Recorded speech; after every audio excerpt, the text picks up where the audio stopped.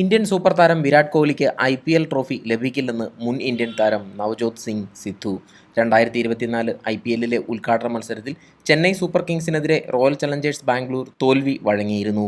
മത്സരത്തിൽ 20 പന്തിൽ 21 റൺസാണ് നീണ്ട ഇടവേളയ്ക്ക് ശേഷം ടീമിൽ തിരിച്ചെത്തിയ വിരാട് കോഹ്ലി സ്കോർ ചെയ്തത്.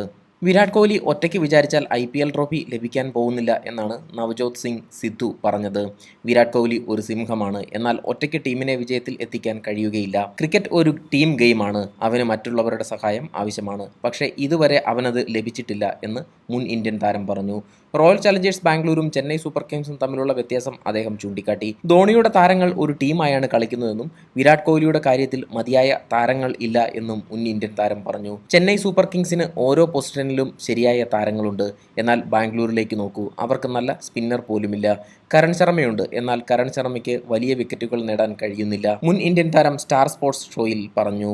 ഈ വിഷയത്തിൽ നിങ്ങളുടെ അഭിപ്രായങ്ങൾ കമന്റ് ബോക്സിൽ പങ്കുവയ്ക്കുമല്ലോ.